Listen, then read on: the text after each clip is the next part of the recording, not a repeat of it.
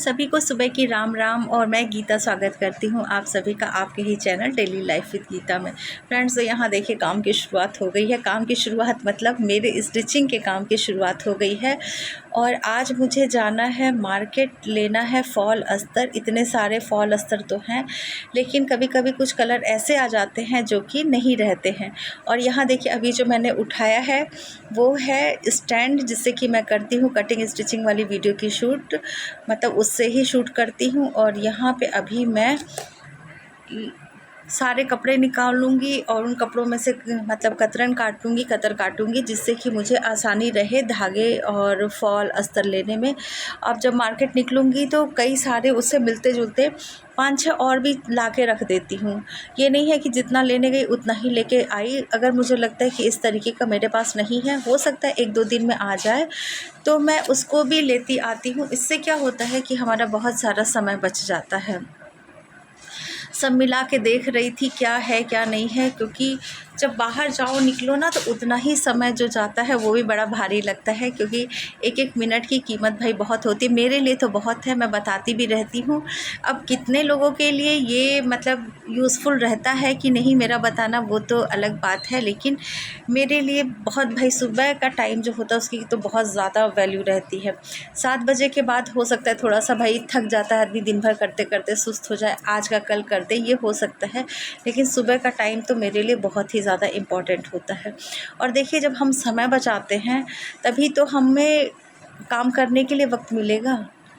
ये समय इधर उधर में खर्च कर देंगे तो कैसे होगा। तो वही जब मैं निकलती हूँ, ये 2-4 दिन पे मैं नहीं निकलती हूँ तो जितने कपड़े इकट्ठे हो चुके होते हैं सबके मैं लेके आती हूँ अस्तर, धागे, फॉल। और कभी कभी ये होता है कि बहुत ज़्यादा जल्दी है, बहुत ज़्यादा भीड़ है, तो इतने सारे आप लोगों ने डिब्बे मेरे देखे होंगे, कितने ढेर सारे डिब्बे मेरे, मतलब एक दुकान खुल जाए उस तरीके से धागे के डिब्बे हैं। पूरे एक एक डिब्बे में एक ही कलर के शर्ट्स मिलेंगे आपको, इतनी मेरे पास वैरायटी है। लेकिन फिर भी कभी कभी ऐसा होता है कि नहीं मिलता है, कलर नहीं मिलता है, फॉल अस्तर। तो वही हुआ है, सब खोज के मैंने देख लिया, जितने मिल गए उतने तो ठीक है। तो उसका जो मतलब मिले हैं उसमें भी 5-6 बढ़ा करके और भी सामान लेते आऊँगी। तो पहले तो मैं ये सोच रही थी कि लोकल ही जाके ले लेती हूँ, फिर मैंने कहा ज़्यादा लाना है तो इससे अच्छा मार्केट ही निकल जाते हैं, यहीं आसपास से नहीं लेंगे, पूरा वहाँ पे वैरायटी भी मिल जाएगी और चीज़ें भी हमको मिल जाएंगी। तो देखिए इस तरीके से फ्रेंड्स मैं अपना समय बचा लेती हूँ। अब शाम को जाने का तय हुआ है, लेकिन देखते हैं कि कब तक पहुँच पाएंगे।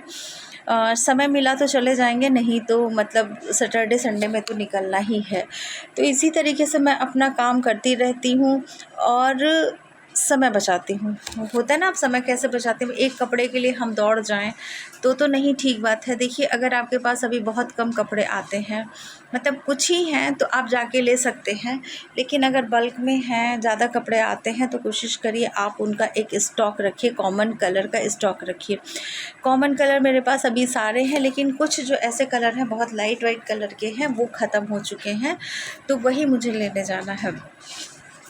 और एक चीज़ मैं आपको बता दूं कि देखिए सिलाई का ये जो काम होता है ना, वो कभी भी सिलाई करने वाला खाली नहीं बैठा रहता है। और यहाँ देखिए ये जो साड़ी मेरे हाथ में है ये मल कॉटन की साड़ी है, ये प्रिंसिपल है उनकी साड़ी है, तो इसमें कॉटन का फॉल लगेगा। तो ब्लैक फॉल तो मुझे मिल गया जो दूसरी साड़ी में लगना है, लेकिन इसमें नीचे रेड फॉल लगेगा, तो वो मुझे कॉटन का नहीं मिला है। तो देखिए कॉटन की साड़ी में कॉटन का ही फॉल लगाइए, टेरिकॉट की साड़ी में आप लगा सकते हैं, टेरिकॉट कॉटन उसमें तो कोई भी लग जाएगा। लेकिन एक चीज़ मैं देखिए आप लोग को बताते भी चलूँ, थोड़ी सी टिप्स भी देती चलूँ सिलाई की, कि कॉटन साड़ी में अगर आप कॉटन का फॉल लगाएंगे तो बिल्कुल भी वॉश नहीं करेंगे, क्योंकि साड़ी भी सिकुड़ेगी और आपका फॉल भी सिकुड़ेगा। लेकिन टेरिकॉट की साड़ी में अगर आप फॉल लगाते हैं तो सूती फॉल लगाते हैं, ठीक है, टेरिकॉट लगा रहे हैं तो कोई बात नहीं, लेकिन सूती फॉल अगर लगाते हैं तो उसको धुल के लगाइए, क्योंकि साड़ी तो नहीं सिकुड़ेगी, श्रिंक नहीं करेगी, लेकिन फॉल जो है हमारा वो श्रिंक कर जाता है। तो इसीलिए ये चीज़ ध्यान रखिएगा जो मैंने अभी बताई है, कि कॉटन की साड़ी में फॉल लगा रहे हैं कॉटन का बिल्कुल नहीं धुलना है, टेरिकॉट की साड़ी में अगर कॉटन का फॉल लगा रहे हैं तो उसको वॉश करके ही लगाना है। तो बीच बीच में देखिए छोटी छोटी सी टिप्स भी मैं देते चलती हूँ आप लोगों को। अच्छा, एक मेरे पास क्वेश्चन आया था, दी मुझे मशीन ख़रीदनी है, मैं कौन सी मशीन लूँ? तो देखिए सिस्टर, मेरे पास 7 मशीनें हैं, लेकिन सातों जो है अलग अलग ब्रांड की हैं। ये जो अब चली है जिस पे मैं काम करती हूँ, आप लोगों ने देखा होगा, वो हैवी ड्यूटी मशीन है, मतलब उस पर ज़्यादा काम होता है, बड़ी मशीन है, वो फुल शटल मशीन है, तो उस पे मैं काम करती हूँ। वो मेरी उपल की है, ठीक है, और बहुत अच्छी चलती है। ट्रबल देखिए, मशीन है, औजार है, मशीनरी है, तो दिक्कत परेशानी तो थोड़ी बहुत आती ही है, लेकिन बहुत ज़्यादा ट्रबल नहीं करती है। कोई भी मशीन मेरे पास है वो ट्रबल नहीं करती है। और एक मशीन जो आप लोग ने पूछी थी, मैंने बताई भी है, वाइट वाली की, वाइट वाली दीदी कौन सी मशीन है? तो वाइट वाली जो मेरी मशीन है वो है उषा की जिनो, फैशन मेकर मशीन है। वो मशीन समझ लीजिए कि 18-19 साल पहले की मशीन है। जब मैंने बुटीक शुरू किया था उससे काफ़ी पहले की मशीन है। एक शौक़ होता है ना, मशीन वगैरह आती है तो कहीं ना कहीं आपके दिमाग में कोई चीज़ रहती तो आप वो खींचती ज़रूर है अपनी तरफ। तो मुझे बहुत अच्छी लगी थी उस समय। वो 10,000 से ऊपर की ही मिली थी। एग्जैक्ट तो मैं इस समय नहीं बता पाऊँगी उसका प्राइस, लेकिन 10,000 से ऊपर की वो मशीन उस समय थी। और अगर आप लेटेस्ट पूछ रहे हैं कि कौन सी मशीन ख़रीदें, तो देखिए मैंने ली नहीं है, लेकिन उसके बारे में पता किया है, उसके बारे में मतलब दिमाग में है। कारण क्या है ना लेने का वो भी मैं आप लोगों को बता दूंगी, लेकिन अभी तक तो मैंने नहीं ली है। लेकिन जो मशीन, अगर आपका बजट है, क्योंकि वो 25-30 हज़ार की मशीन है, जैक या झुक्की की मशीन आप ले सकते हैं।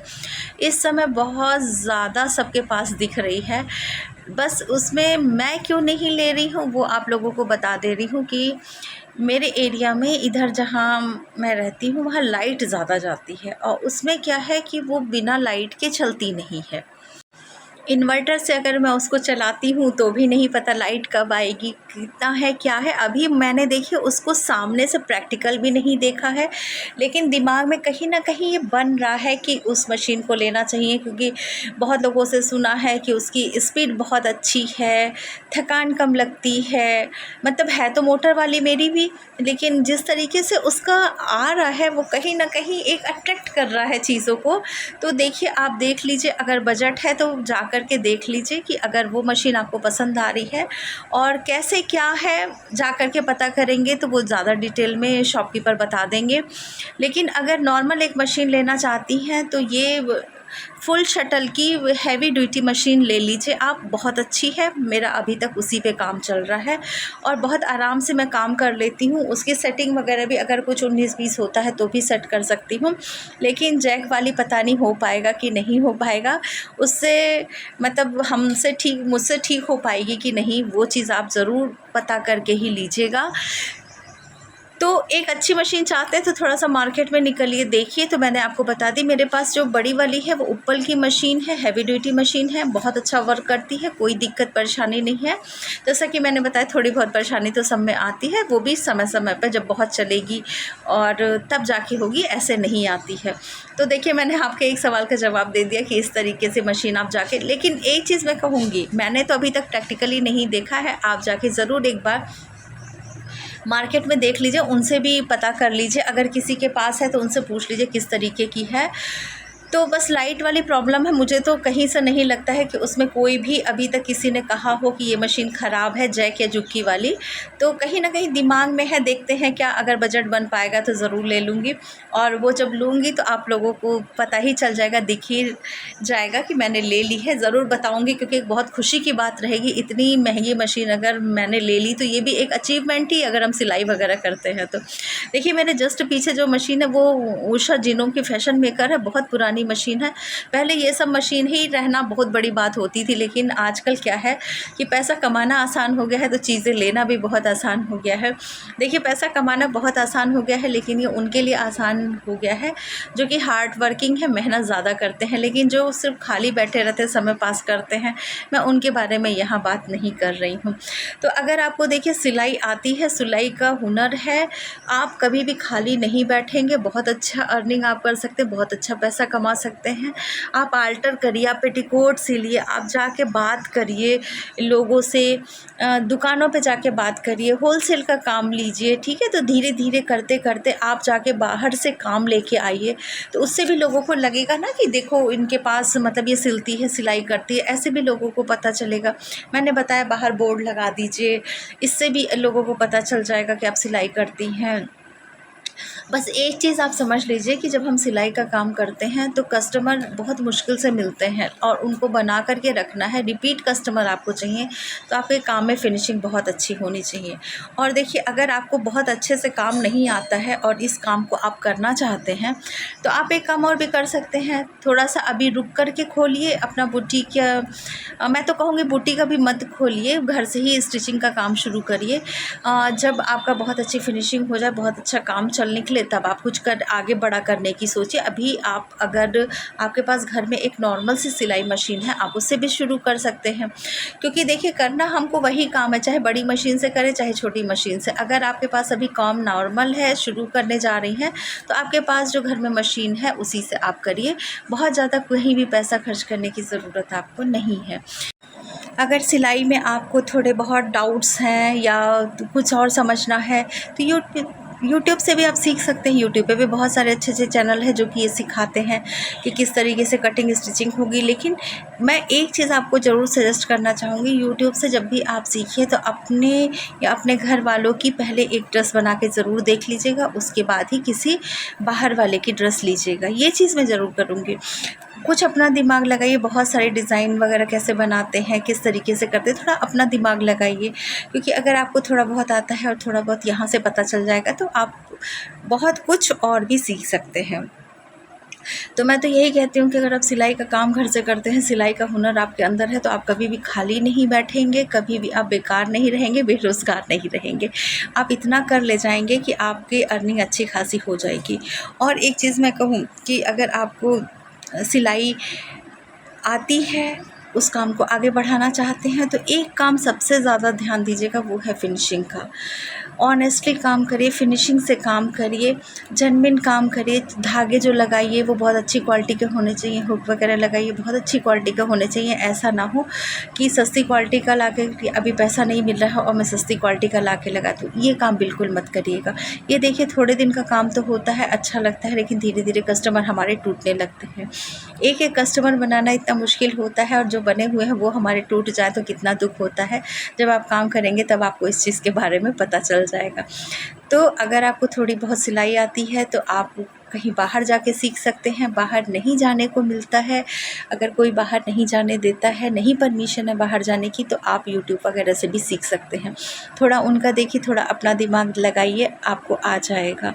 तो आप कभी भी खाली नहीं बैठने वाले हैं, करके देखिए, शुरुआत करिए, क्योंकि जब तक आप दिमाग में नहीं बिठा लेंगे तब तक चीज़ें आप नहीं कर पाएंगे। सोचने से नहीं होगा, प्रैक्टिकल करने से होगा, उसको इम्प्लीमेंट करने से ही हो पाएगा। और मैं तो यही कहती हूँ कि कोई भी काम जो होता है छोटा बड़ा नहीं होता है, कोई ज़रूरी नहीं है बहुत बड़ी शुरुआत से आप करिए। आप फॉल लगाने से करिए, अल्ट्रेशन से करिए, तुरपन करने से करिए। आखिर हम लोग भी काम देते हैं, वो कोई ना कोई कर ही रहा है ना। ऐसा तो है नहीं कि वो अपने आप से हो जा रहा है, बिना मेहनत किए हो जा रहा है। तो अगर आपको सिलाई का शौक़ है, सिलाई करनी आती है, थोड़ी बहुत भी आती है, आपके घर में एक सिंपल सी मशीन है। सिंपल सी मशीन मैं इसलिए कह रही हूँ क्योंकि आजकल भाई इतने अच्छे अच्छे ब्रांड, इतनी महंगी महंगी मशीनें आ गई हैं, तो कहीं ये ना लगे आपको कि मेरे पास बस छोटी सी एक मशीन है, इससे क्या हो पाएगा। लोग तो बड़ी बड़ी मशीनों से काम करके आगे बढ़ते हैं, ऐसा बिल्कुल नहीं है।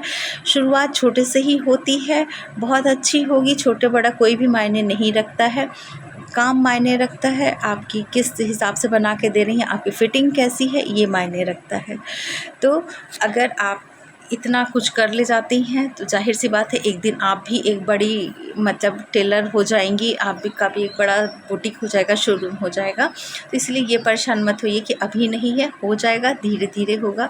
क्योंकि धीरे धीरे जिस चीज़ का ग्राफ आगे बढ़ता है ना, वो बहुत ऊपर तक जाता है, लेकिन जो ग्राफ अचानक में बढ़ता है देखिए वो डाउन ज़रूर होता है, बहुत जल्दी होता है। इस चीज़ का ज़रूर ध्यान रखिएगा। वीडियो कैसी लगी ज़रूर बताइएगा। और एक कमेंट मेरे पास आया था कि कस्टमर ज़्यादा पैसे नहीं देते हैं और डिज़ाइन वगैरह बनवाते हैं, तो उनके लिए भी एक वीडियो बनाइए। जी मैं जल्दी ही इस पे भी एक वीडियो बनाऊंगी कि कस्टमर जो है अगर इस तरीके के हैं तो उनसे पैसा कैसे हम लें, किस तरीके से उनसे पैसा निकलवाएं। तो इस पर भी वीडियो आप लोग को जल्दी मिल जाएगी। मत सोचिएगा मैं वीडियो नहीं बनाऊँगी, जल्दी ही बना करके आप लोगों को दूँगी। वीडियो कैसी लगी ज़रूर कमेंट करिएगा। पहली बार चैनल पे हैं तो लाइक सब्सक्राइब ज़रूर कर दीजिएगा, क्योंकि अगर आप सब्सक्राइब किए रहेंगे और बेल आइकन दबाए रहेंगे तभी मेरे मतलब लेटेस्ट वीडियो जो होंगी वो आप लोगों को मिल जाएंगी, नोटिफिकेशन मिल जाएगा। तो मुझे लगता है यूज़फुल रहेगी आज की वीडियो। तो अपने आप को ये मत समझिए छोटी सी मशीन है, ज़रा सा काम है तो कैसे आगे बढ़ूँगी। इन्हीं कामों से आपका एक दिन नाम ज़रूर होगा, ज़रूर आप आगे बढ़ जाएंगी। इसी के साथ मैं लेती हूँ आप लोगों से विदा। अपना ध्यान रखिएगा, अपना ख्याल रखिएगा। यहाँ तक आप लोगों ने मेरी वीडियो देखी उसके लिए थैंक यू। फिर मिलेंगे, बाय बाय। और मुझे जाना है मार्केट, मैं निकलूँगी इसके बाद मार्केट।